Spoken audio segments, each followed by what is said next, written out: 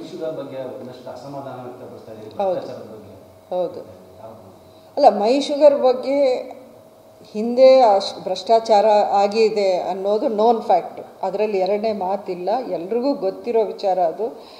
ಎಷ್ಟು ನೂರಾರು ಕೋಟಿಯಷ್ಟು ನಷ್ಟ ಆಗಿದೆ, ಎಷ್ಟು ದುಡ್ಡು ಹಾಕಿದ್ರೂ ಅದರಲ್ಲಿ ಏನೋ ಒಂದು ಇಂಪ್ರೂವ್ಮೆಂಟ್ ಆಗಿಲ್ಲ, ಫ್ಯಾಕ್ಟ್ರಿ ಹಾಗೆ ಬಿದ್ದಿತ್ತು.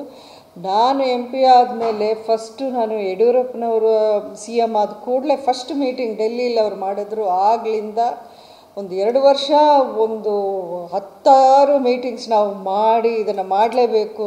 ಮೈ ಶುಗರ್ ಫ್ಯಾಕ್ಟ್ರಿ ಮಂಡ್ಯ ತಾಲೂಕಿನ ರೈತರಿಗೆ ತುಂಬ ಪ್ರಾಬ್ಲಮ್ಸ್ ಫೇಸ್ ಮಾಡ್ತಾ ಇದ್ದಾರೆ. ಎಲ್ಲೆಲ್ಲೋ ಅವರು ಟ್ರಾನ್ಸ್ಪೋರ್ಟ್ ಮಾಡಬೇಕು, ಎಡಿಷ್ನಲ್ ಆಗಿ ಅವರೇ ಖರ್ಚು ಮಾಡಿ ಅದನ್ನೆಲ್ಲ ಅವ್ರು ಬೇರ್ ಮಾಡಬೇಕು ಅಂದಿದ್ದಕ್ಕೆ ಯಡಿಯೂರಪ್ಪನವರು ಫಸ್ಟು ಮನಸ್ಸು ಮಾಡಿ ನಾನು ಮಾಡ್ತೀನಿ ಅಂತ ಮಾತು ಕೊಟ್ಟರು.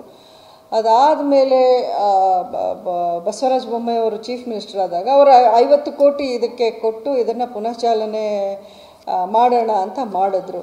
ವಿನಾಯಕ್ ಕೇಟರಿಂಗ್ ಬಿಸ್ನೆಸ್ನಲ್ಲಿ 20% ಲಾಭ ಗಳಿಸ್ತಿದ್ದಾರೆ. ನೀವು ಕೂಡ ಅವರಿಂದ ಕಲಿಬೇಕಾ? ಅವ್ರ ಜೊತೆ ವಿಡಿಯೋ ಕಾಲ್ನಲ್ಲಿ ಮಾತಾಡಬೇಕಾ?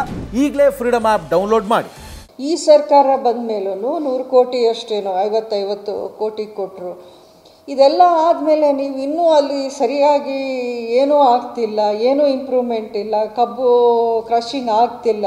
ತಿರ್ಗಾ ಮತ್ತೆ 500 ಕೋಟಿ ಹಾಕಿ ನಾವು ಹೊಸ ಕಾರ್ಖಾನೆ ಅಂದರೆ ಅರ್ಥ ಏನಿದೆ ಇದು? ಹಾಗಾದರೆ ನೀವು ಹೊಸ ಕಾರ್ಖಾನೆ ಶುರು ಮಾಡಿ, ಅದರಲ್ಲಿ ನನಗೇನು ಅಬ್ಜೆಕ್ಷನ್ ಇಲ್ಲ, 1 ಅಲ್ಲ 5 ಮಾಡಿ ಒಳ್ಳೆಯದೇನೆ. ಆದರೆ ನೀವು ಈ ಕಾರ್ಖಾನೆ ಏನು ಮಾಡ್ತೀರಾ? ಮೈ ಶುಗರ್ ಅನ್ನೋದು ಮಂಡ್ಯಗೆ ಒಂದು ಪ್ರೆಸ್ಟೀಜ್, ಅದನ್ನೇನು ಮಾಡ್ತೀರಾ? ಅದಕ್ಕೆ ನಮಗೆ ಒಂದು ಕ್ಲಾರಿಟಿ ಬೇಕು. ಆದರೆ ಈ ಹೊಸ ಕಾರ್ಖಾನೆ ಅಂದ ತಕ್ಷಣ ಹಳೆ ಕಾರ್ಖಾನೆಯಲ್ಲಿ ಏನು ಮಾಡ್ತೀರಾ? ಕ್ಲೋಸ್ ಮಾಡಿಬಿಡ್ತೀರಾ ಮತ್ತೆ? ಹಾಗಾದರೆ ನಮ್ಮ ಐತಿಹಾಸಿಕ ಅಂತ ನಾವು ಏನು ಅಂದ್ಕೊಂಡು ಇಷ್ಟು ದಿನ ನಾವು ಅದರ ಬಗ್ಗೆ ಅದನ್ನು ಕಾಪಾಡಬೇಕು ಅಂತ ಹೋರಾಟ ಮಾಡಿದ್ದು, ರೈತರಾಗಲಿ ಬೇರೆ ಬೇರೆ ಸಂಘಟನೆಗಳಾಗಿ ಎಲ್ಲರೂ ಸೇರಿ ಹೋರಾಟ ಮಾಡಿದ್ವಿ ತಾನೆ. ಏನು ಯಾವ ಕಾರಣಕ್ಕೆ ಮಾಡಿದ್ವಿ ಹಂಗಾದರೆ? ಆದರೆ ಮೈ ಶುಗರ್ ಕಾರ್ಖಾನೆ ನಾಲ್ವಾಡಿ ಕೃಷ್ಣರಾಜ ಒಡೆಯರ್ ಅವರ ಕೊಡುಗೆ, ಅದಕ್ಕೊಂದು ಭಾವನಾತ್ಮಕವಾದ ಸಂಬಂಧ ಇದೆ. ನಮ್ಮ ಬರೀ ಅದು ರೈತರಿಗೆ ಅನುಕೂಲ ಆಗೋದು ಒಂದು ಕಡೆ ಆದರೆ, ಅದು ಮಂಡ್ಯಗೆ ಒಂದು ಪ್ರೆಸ್ಟೀಜಿಯಸ್ ಇನ್ಸ್ಟಿಟ್ಯೂಷನ್. ಅದನ್ನು ನೀವು ಏನು ಮಾಡಬೇಕು ಅಂತ ಇದ್ದೀರಾ? ಈ 500 ಕೋಟಿಯಲ್ಲಿ ಒಂದಷ್ಟು ಇದಕ್ಕೆ ಹಾಕಿ ಇದನ್ನು ನೀವು ಸರಿಯಾಗಿ ಇಂಪ್ರೂವ್ ಮಾಡಿ ಮೇಂಟೈನ್ ಮಾಡಿ ಮೆಷಿನ್ರಿನ, ಸರಿಯಾದ ಸ್ಟಾಫ್ ಅಲ್ಲಿ ಯಾರು ಸ್ಕಿಲ್ಡ್ ಟೆಕ್ನಿಷಿಯನ್ಸ್ ಯಾರು ಇಲ್ಲ ಅಂತ ಏನೋ ಅಲ್ಲಿ ಏನೇನು ಲೋಪದೋಷಗಳಿಲ್ಲ ಅದನ್ನೆಲ್ಲ ಸರಿ ಮಾಡಬೇಕು ನೀವು. ಅದಕ್ಕೆ ನೀವು ಬರೀ ಏನೋ ಟೋಕೆನ್ ಆಗಿ ನಾವು ಇಷ್ಟು 50 ಕೋಟಿ ಇವಾಗ ಆಮೇಲೆ ನೆಕ್ಸ್ಟ್ 50 ಕೋಟಿ ಹಾಕಿದ್ವಿ, ಏನೂ ಆಗ್ತಾ ಇಲ್ಲ. ಹಾಗಾದರೆ 500 ಕೋಟಿಗೆ ನಿಮಗೆ ಬಡ್ಜೆಟ್ ಇದ್ದಾಗ ಈ ಮೈ ಶುಗರ್ ಕಾರ್ಖಾನೆನ ನೀವು ಒಂದು ಇದನ್ನು ಮಾಡಿ, ಇಂಪ್ರೂವ್ ಮಾಡಿ, ಡೆವಲಪ್ ಮಾಡಿ. ಸಾಫ್ಟ್ವೇರ್ ಪಾರ್ಕ್ ಮಾಡ್ತೀವಿ ಇದನ್ನ ಹಳೆಯ ಕಾರ್ಖಾನೆನ ಅಂತ. ಮೈ ಶುಗರ್ ಕಾರ್ಖಾನೆಯನ್ನು ಯಾರು ಟಚ್ ಮಾಡಬಾರ್ದು. ಅದಕ್ಕೆ ಒಂದು ಹಿಸ್ಟಾರಿಕಲ್ ಜಾಗ ಅದು. ಈಗ ಕೆಲವೊಂದು ವಿಷಯಗಳು ನಾವು ಸುಮ್ಮನೆ ಆ ರೀತಿ ಹೇಳಿಕೆಗಳು ಕೊಡೋದು ತಪ್ಪಾಗುತ್ತೆ. ಈಗ KRS ಡ್ಯಾಮು ಅಲ್ಲಿ ಈಗಲೇ ನೀರು ಅದೆಲ್ಲ ಇಷ್ಟು ನಾವು ಕೊರತೆನ ಎದುರಿಸ್ತಾ ಇದ್ದೀವಿ. ಹಾಗಾದರೆ ಅಲ್ಲಿ ಬೇರೆ ನೀವೇನಾದರೂ ಪಾರ್ಕ್ ಮಾಡಿಬಿಡ್ತೀರಾ KRS ಡ್ಯಾಮಲ್ಲಿ? ಅಲ್ಲ, ಇದಕ್ಕೇನಾದರೂ ಅರ್ಥ ಇದೆಯಾ? ಹಾಗಾದರೆ ಎಷ್ಟೋ ದೇವಸ್ಥಾನಗಳಿವೆ ಒಂದು ಪ್ರಾಚೀನವಾದದ್ದು, ಅದನ್ನೆಲ್ಲ ಏನು ಮಾಡ್ತೀರಾ? ಅದರಲ್ಲಿ ಯಾರು ಸರಿಯಾಗಿ ಮೇಂಟೈನ್ ಮಾಡ್ತಾ ಇಲ್ಲ. ಅದನ್ನು ಬೇರೆ ಏನಾದರೂ ಮಾಡಿಬಿಡೋಣ, ಅಲ್ಲೊಂದು ಕನ್ಸ್ಟ್ರಕ್ಷನ್ ಒಂದು ಬಿಲ್ಡಿಂಗ್ ಕಾಂಪ್ಲೆಕ್ಸ್ ಕಟ್ಬಿಡೋಣ ಅಂದರೆ ಒಪ್ತಾರ ಜನ? ಒಪ್ಕೊಳ್ಳೋ ಅಂಥ ವಿಷಯ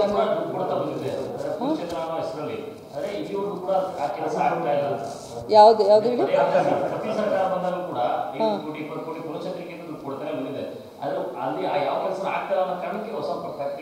ನೋಡಿ, ಇದರಲ್ಲಿ ನಿಮಗೆ ಕ್ಲಾರಿಟಿ ಬರಬೇಕು ಸ್ವಲ್ಪ.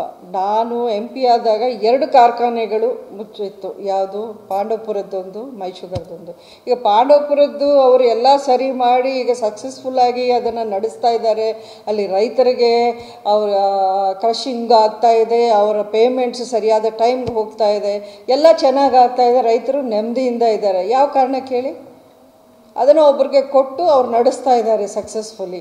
ಅವ್ರಿಗೆ ಎಕ್ಸ್ಪರ್ಟೀಸ್ ಇದೆ, ಇದನ್ನು ಅನುಭವ ಇಟ್ಕೊಂಡು ಅವರು ಅದನ್ನು ಚೆನ್ನಾಗಿ ಆ ಎಕ್ಸ್ಪೀರಿಯೆನ್ಸಲ್ಲಿ ನಡೆಸ್ತಾ ಇದ್ದಾರೆ.